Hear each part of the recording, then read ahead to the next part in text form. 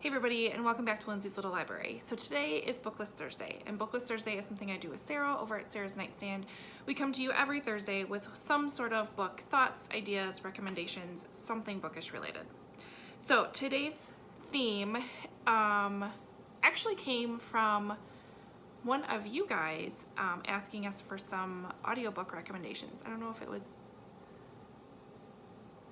me or Sarah, somebody asked one of us for some audiobook recommendations, and so we're like, oh yeah, we've done that before. Well, it's been a while. It's been a hot minute. So we're gonna go with favorite audiobooks again, and I may repeat myself from other ones that I've mentioned in the past. I have a couple of new ones as well. So let's just get started. So audiobooks for me, audiobooks are different for everybody. It just depends on kind of how you like to take in your books. Some people just prefer to actually read a physical book. Some people have a hard time with audiobooks. I know a few of them have a hard time paying attention to an audiobook. I personally love my audiobooks. I used to listen to them during my commute. I had an hour commute to work. I no longer have that. So now I listen to them while I take my morning walk / run / jog thing that I do. Every morning I also will stick an audiobook in if I'm doing a bunch of errands and just want to listen to it that way. Not as often with errands, but definitely with housework. Sometimes if I'm just working and doing kind of repetitive type work, I will listen to an audiobook as well. So I do like having them just on hand, and I get through maybe 1 to 2 audiobooks a month, which isn't too bad for me. The way I listen to my audiobooks is through Libro FM, which is an amazing kind of subscription service similar to Audible, but the profits go to support a bookstore, an independent bookstore of your choice. So you can pick a local one, you can pick a non-local one, you can have, I think you can even have it go to like where Libro will pick where it goes to. But very, again, similar to Audible, but yet you have that perk of helping out an independent bookstore. The other place I listen to my audiobooks is through Hoopla or through Libby, which are apps connected to your library, so I rent them from the library, which I have a love-hate relationship with that, I am going to be honest. It's hard to find them available through Libby. They are more available from Hoopla, but you don't have as quite a wide variety as you do with Libby.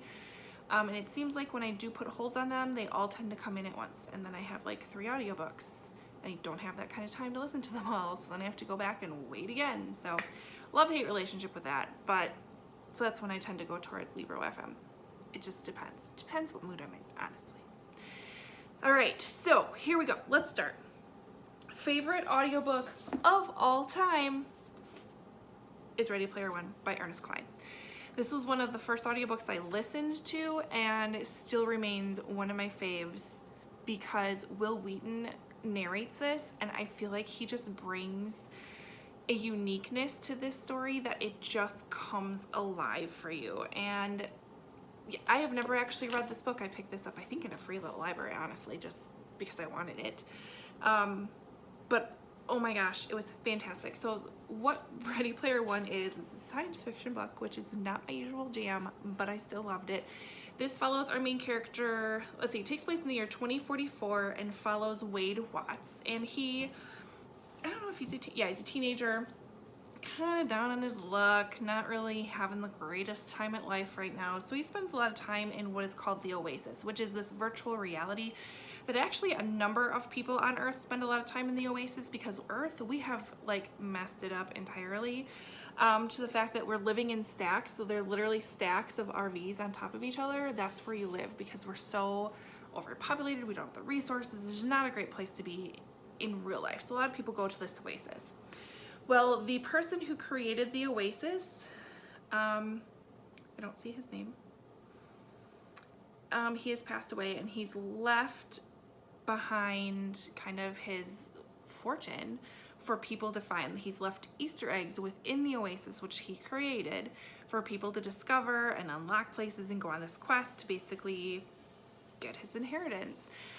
There are major 80s vibes in this book. Another reason why I love that, being an 80s child myself. So it was fantastic. And like I said, it just took me away. It took me away. It was great. I can't say enough of things about it. Just listen to it. The latest one that I listened to that I still am loving, actually there was 2 of them. So I listened to The Boyfriend Project by Farah Rashan. Awesome book following, it really talks about, God, we have a really strong main female character and her 2 friends. The 3 ladies kind of didn't even know each other existed until they kind of all caught their boyfriend and figured out he was a sleazeball and was dating all 3 of them at the same time. So they kind of created this pact, and they created this kind of boyfriend project that basically we keep meeting these not so great guys, and so we're going to take some time, we're going to work on ourselves and get our stuff together, get our goals met, get on the road with what we want to do, and then go from there. There is a romance in the story, which I loved. I loved the banter between the 2 of them. It was great. I really enjoyed the book. Definitely listen to that one. And I also listened to In 5 Years by Rebecca Serrell. This is a really unique take on a story. So you have our main character. She has her life very planned out. Like she knows this, you know, I'm going to be engaged for this many years, married, and this is my career aspirations, and I'm going to work. I think she's a lawyer. She's working up to be a partner. All of these things lined out. And basically her next 5 years is written in stone. She goes, I think she went out for like a happy hour one night, ends up going to sleep that night, and she wakes up 5 years later, not with the fiance she's engaged to, not living where she's living, and not having the job that she has. And kind of experiences life for like a day, ends up going back to sleep, wakes up as if it's present day. So she gets this, like, I don't know if it's a vision or if it's an experience, but she gets this peek at where she really is in 5 years, and it's nowhere near where she is today and what her plans are today. So then you go through the book learning how she gets from point A to point B. Very interesting, and I loved it. And had a really good romance in it too. And a really good friendship in it. Both of those books had awesome female characters and awesome female friendships. I loved them.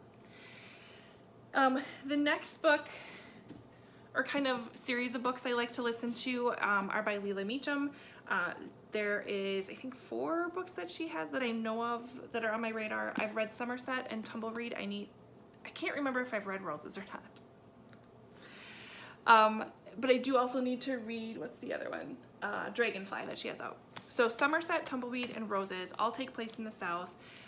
They all in, I think at least, Somerset and Roses. Yes, those 2, maybe 3. I'm all confused. Okay, no. Somerset, Roses, and Titans all follow this kind of same, like, 3 families and the generations of them living in the South in the late 1800s. So that follows them. Tumbleweeds I have not read, and Dragonfly I have not read. But Leila Meacham's books, I love it because you get this full, like, Southern flavor when I'm listening to them. It has the perfect accent. I feel like I'm in the South listening to these books. So I really enjoy them. Plus they're really chunky, so I seem to feel better about listening to chunky books rather than having this huge book in front of me thinking like, oh my God, when am I ever gonna finish this? So that's my other suggestion. And then the other few books that I tend to gravitate towards, these would be more genre, I guess, specific. I like to listen to self-help books, so I listen to You Are a Badass, but I also like to have it with me because I tab things and I like to highlight things and write things down and stuff. But this was a great book to listen to on my way to work. It definitely, like, pumped me up to be a badass at work. So I loved listening to this one. Similar things with Trevor Noah's Born a Crime. I did not listen to this one, but I've heard fantastic things about the audiobook of this book.